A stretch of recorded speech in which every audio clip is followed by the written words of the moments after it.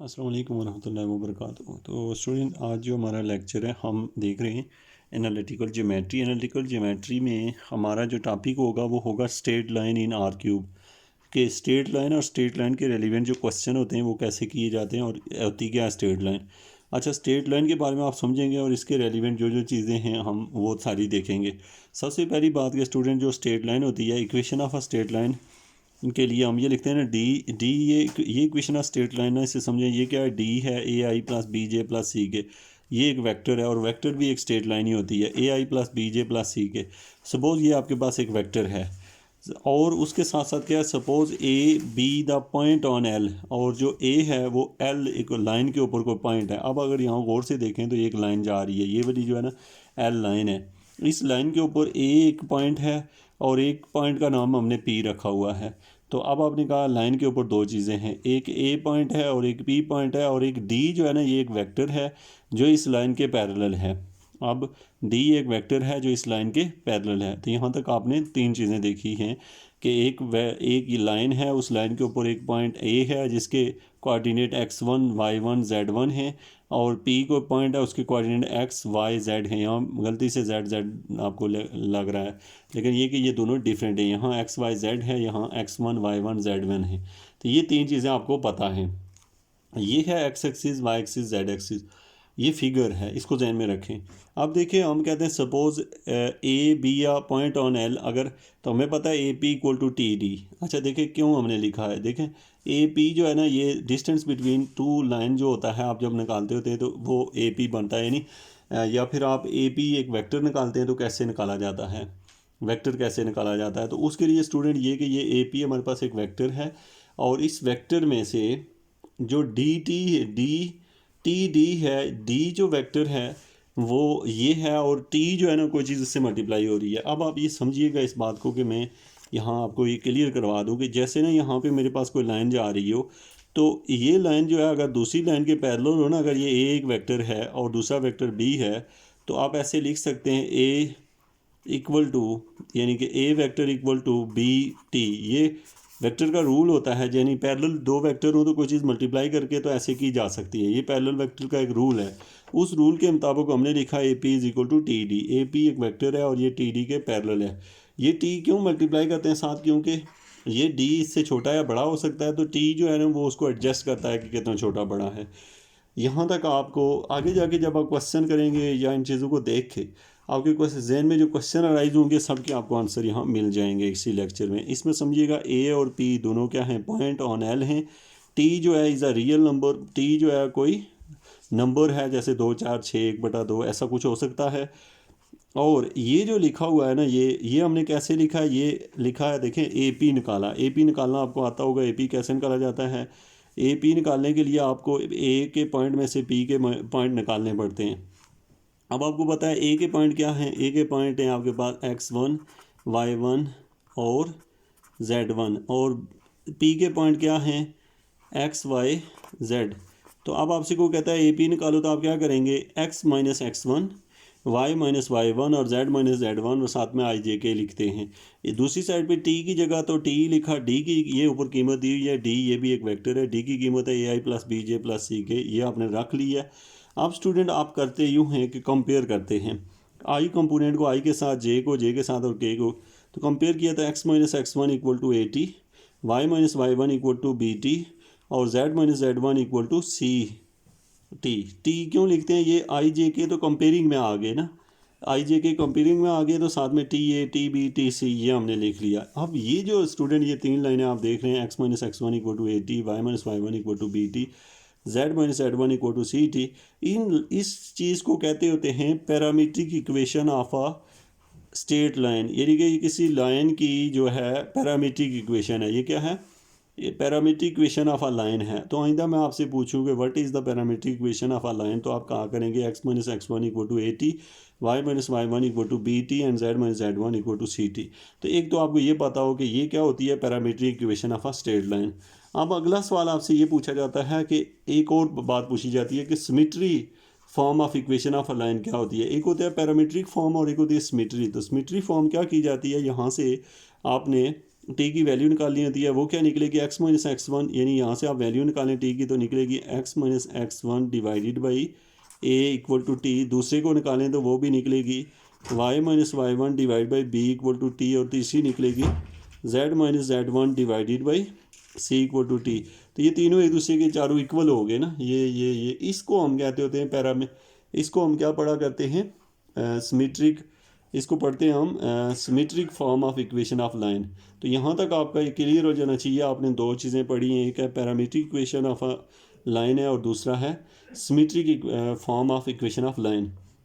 अब स्टूडेंट यहाँ पे आपको डी दिया हुआ है। अब यहाँ पे ये समझिएगा, ये जो डी है इसके ए बी सी इसके कोफिशिएंट हैं। ये याद रखिएगा, ये जो डी लिखा हुआ है ये ऐसे लिखा होता है, यानी आपको अगर डी लिखा हो ना, अगर ब्रैकेट में लिखा हुआ है यानी डी एक वेक्टर है ए बी सी, तो इसका मतलब है कि या ब्रैकेट में लिखा जाता है या ऐसे लिखा जाता है या ब्रैकेट से ओपन लिखा जाता है। तो ये आपको फ़र्क पता हो, ओपन हो या इस फॉर्म में हो। Direction number and the direction ratio. अब यहाँ पे हम कहते हैं डी ए बी सी जी डायरेक्शन नंबर है और डायरेक्शन रेशो इसको कहा जाता है। यानी ये जो डी है और ये डी क्या होता है, या ऐसे लिखा जाता है या इस पैटर्न पे जो आपने यहाँ पहले लिखा हुआ देखा है, दोनों एक ही बात लिखी हुई है। ये ब्रैकेट के अंदर है, ब्रैकेट हटाते हैं तो आई जे के साथ लिखा जाता है। तो यहाँ तक आपके पास जो मेन दो चीज़ें मेरे पढ़ाने का मकसद था वो ये था कि symmetric form of equation of line क्या होती है और सेकंड वन के पैरामीट्रिक इक्वेशन ऑफ लाइन क्या होती है। तो ये दोनों पॉइंट याद रखिएगा ताकि हम क्वेश्चनों में इनका यूज़ करें।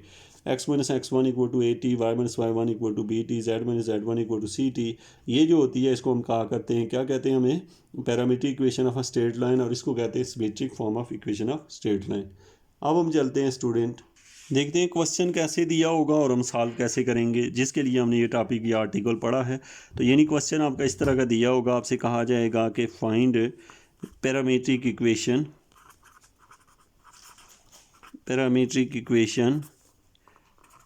For the straight line. ये क्वेश्चन आपको दिया गया होगा, उसके साथ साथ दिया हुआ क्या होगा, थ्रू द पॉइंट्स, आपको साथ में पॉइंट दिए होंगे। ए पॉइंट आपको दिया हुआ है सपोज 2, 4 और 3, एंड एक और चीज़ दी होगी और पैरेलल है, parallel to the vector d is equal to 4, 0, -7। ये चीज़ आपको गिवन है। अब स्टूडेंट ये हमारे पास क्वेश्चन है। क्वेश्चन इस तरह से मैं आपको हर पैटर्न से क्वेश्चन बताने की कोशिश करूँगा ताकि आपको किसी भी तरह से क्वेश्चन हो तो आप उसे सॉल्व कर दें। Find parametric equation for the straight line through a point. तो ये आपने क्या है, इसका मतलब है हमें पूछा गया है पैरामीट्रिक इक्वेशन निकालो। ए हमें पॉइंट दिया गया है और डी एक वेक्टर दिया गया है, तो इसका मतलब है खाली एक पॉइंट है और एक वेक्टर है। अब हमें पता है सिंपल हमने करना क्या होता है, हमें फार्मूला पता है कि आपने ये समझना है यहाँ पे कि आपके पास फार्मूला क्या है पैरामीट्रिक इक्वेशन का। तो पैरामीट्रिक इक्वेशन का फार्मूला आपने पढ़ा है, जो कि हमने यहाँ पे देखा था कि ये लिखा हुआ है x minus x1 equal to A t, दूसरा है y minus y1 equal to B T और z minus z1 equal to C t. ये फार्मूला है। अब इस फार्मूले के अंदर हमें पता है कि ये जो कीमतें दी होती हैं ये x1, y1, z1 की वैल्यूज़ हैं, और ये तो हमें मिल गई हैं, और ये जो दी होती हैं ये a b c की वैल्यू हैं, बस यहाँ पुट कर दें। तो अब आप देखें x की जगह x ही रहने दें, x1 की जगह आपने रख दिया 2 और a की जगह आपने ले लिया 4 और साथ में t, ये 4 यहाँ से लिखा है। इसी तरीके से आपने अब लिखना है y माइनस y1 की वैल्यू दी हुई है हमें 4 इक्वल टू, यहाँ से देखेंगे तो ये है, दूसरी वैल्यू में 0 दी हुई है तो यह आ जाएगा 0t, और थर्ड वैल्यू में क्या दी हुई है, z माइनस z1 की वैल्यू दी हुई है 3 इक्वल टू, उस साइड पे दिया हुआ हमें -7t, ये बन गया। अब हमारे पास यहाँ से क्या निकलेगा, x equal to 4t plus 2 और y इज इक्वल टू 4 और z equal to -7t plus 3। तो ये आपके पास x, y, z जो है ना आपने निकाल ली है। तो ये निकालने को स्टूडेंट कहते हैं कि पैरामीट्रिक इक्वेशन आपने फाइंड कर ली है। इस तरीके से आपको क्वेश्चन दिया होगा। अब स्टूडेंट पैरामीट्रिक इक्वेशन आपको पॉइंट अगर बदल दिया जाए, इस पॉइंट से आपने निकाली है, कोई और पॉइंट दे दिया जाए, ए की जगह बी लिखा हो और पॉइंट कुछ और हो, तो फिर भी ऐसे ही निकालेंगे आप। उसके बाद दूसरा जो क्वेश्चन है स्टूडेंट जो आपसे पूछा जाएगा, जो आपने यहाँ पे फाइंड करना है, तो ये भी आप यहाँ पे देख लें। तो सबसे पहले तो यानी एक इस टाइप का क्वेश्चन भी पूछा जा सकता है कि आपसे कहा जाएगा फाइंड द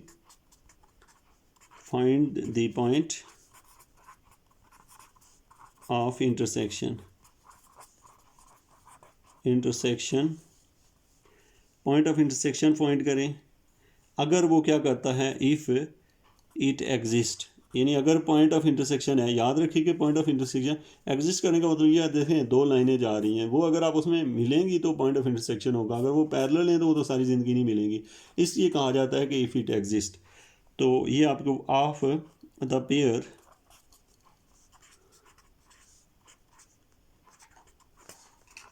पेयर ऑफ